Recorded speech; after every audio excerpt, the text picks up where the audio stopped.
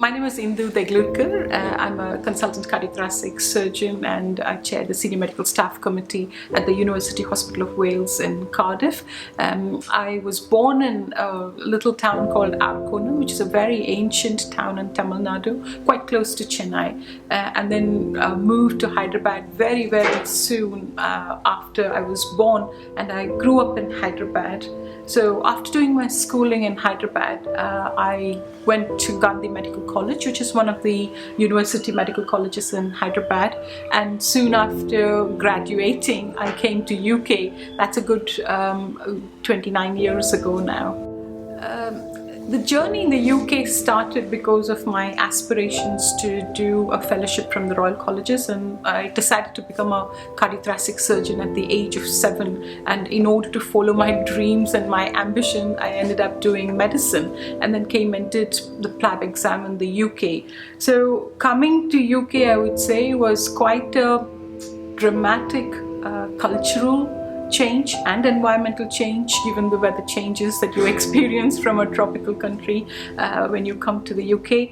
It was also a very financially taxing period, but soon after doing PLAB, I managed to start my surgical career as a junior doctor here and obtain my FRCS and then move on to train in cardiothoracic surgery. So it was quite a challenge in those days to move from India to the UK, I would say.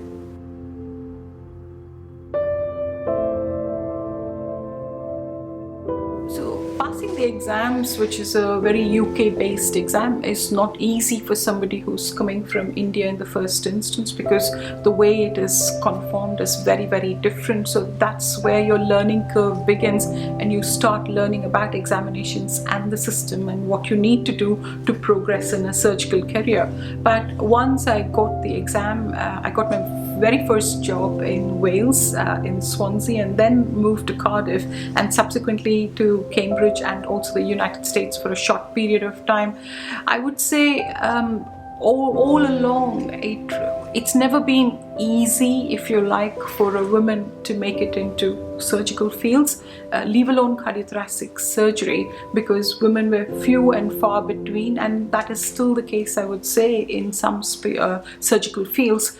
The hardships were you're generally the only woman amongst the lot who are shortlisted, and you're almost certain you're never going to get the job, but you never lose the confidence and you just plow on and end up getting the job. So somehow, I suppose, perseverance and building up my confidence and competence helped me pave my way through the pathway of a surgical rotation. And after the surgical rotation, the next challenge was to become a national training get a national training number, if you like, in cardiothoracic surgery. It's one of the most difficult things to do, and certainly I was the only female applicant and of the 82 applicants, and I ended up getting the first national training number in Wales in cardiothoracic surgery. And after that, the hardships became different.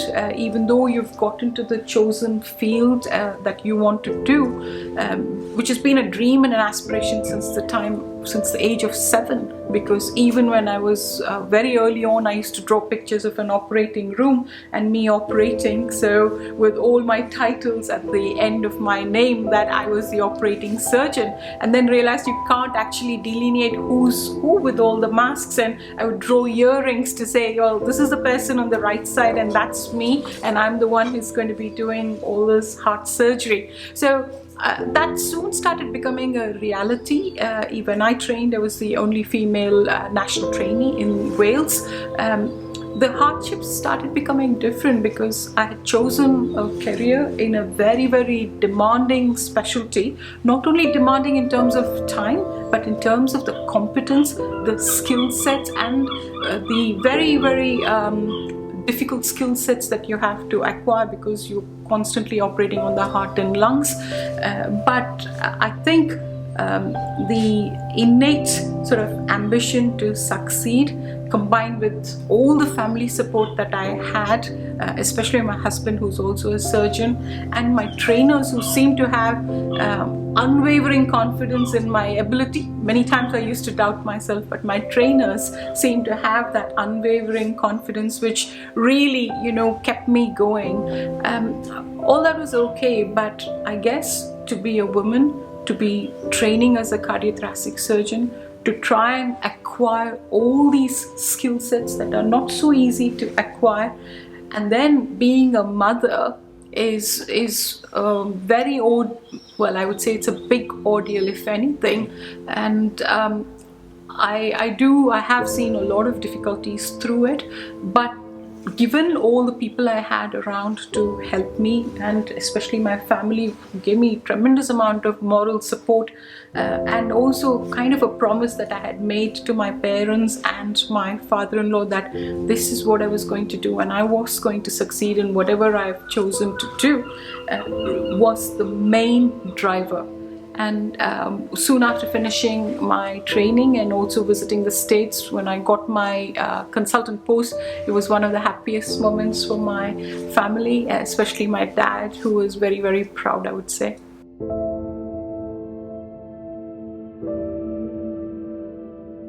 I love my operating, and yes, it's all life-saving operations which we are highly trained to do, and the most rewarding part of the job is to get the patient feedback. The families that come to you and are so grateful that you've actually changed somebody's life through these operations.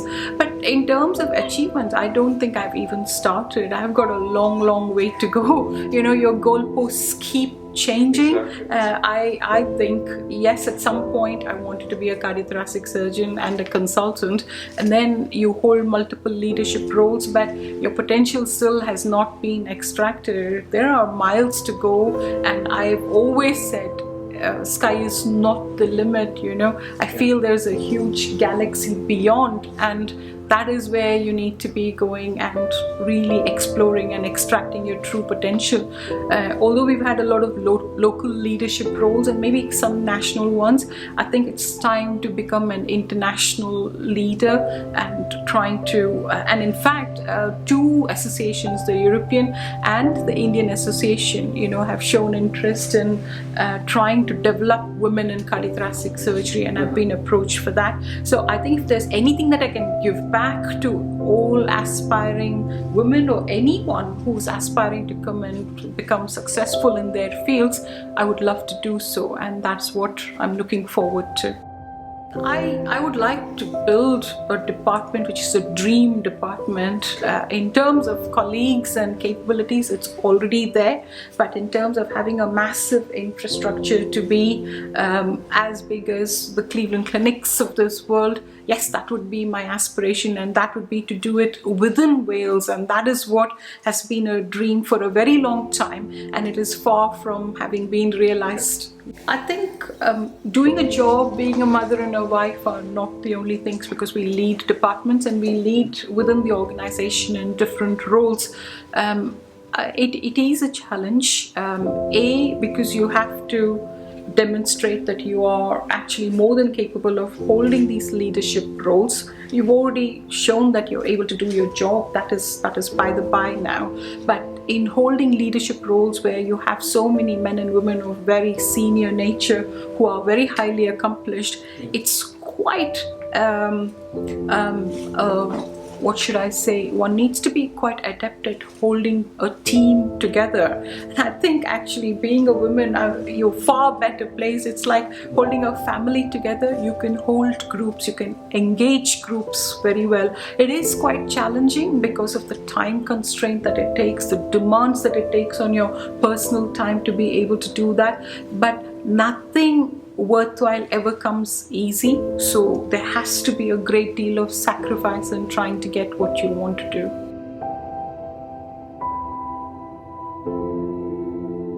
Yes, I think what I would advise any aspiring woman, not necessarily only a medical person, I would say you have to be highly competent at what you do, and you also need to have confidence about what you're doing. You have to be able to be proactive and dynamic, and also persist in your ambitions to get what you want. I would just say that it's not enough to aim for the sky. I would say go well beyond, because there's a galaxy to be explored. But if you are being a leader in any field, if you do tend to fly in outer space with achievements, you must remember that adversity will hit you.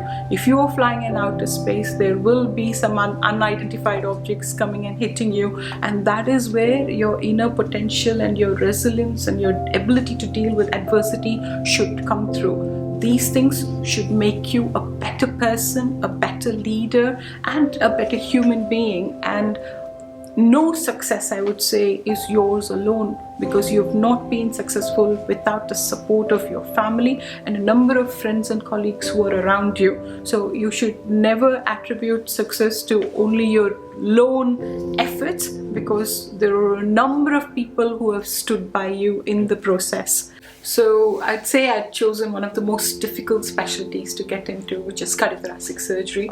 It's very, very highly demanding in terms of competencies and very intensive in terms of hours that you work. We had no such thing as European Working Time Directive at that time. And that sort of commitment that the work needed, one can never ever do without full family support. And I'd say, to me, my husband's my superstar in helping me move on. And many times when I felt that, well, maybe this is not the right thing to do, he's the one who has absolutely been full of confidence in my abilities and said, no, you must go on and you must forge on. So it has been a bit of a tightrope for both of us, because Mukund is also an orthopedic surgeon and 2 surgeons in the family. Managing a child is like walking on a tightrope. But unless and until my husband has been there for me or by my side, I don't think I'd ever be able to achieve anything. I mean, I knew that she wanted to become a cardiac surgeon. Before I proposed her, she made it very clear to me that that's what she wanted to do. And I wholeheartedly supported her. I knew she's going to make a good cardiac surgeon. It wasn't easy. It was a long road, tough road. Bringing up Abhishek as well, it wasn't that easy. But she was quite determined. And I'm sure she's saving many lives. And I'm quite pleased and happy for her. Family life, yes, there were tough times. There were days where I wouldn't even see her for 48 hours. But we got through. And we really had good time throughout this journey. And I love her.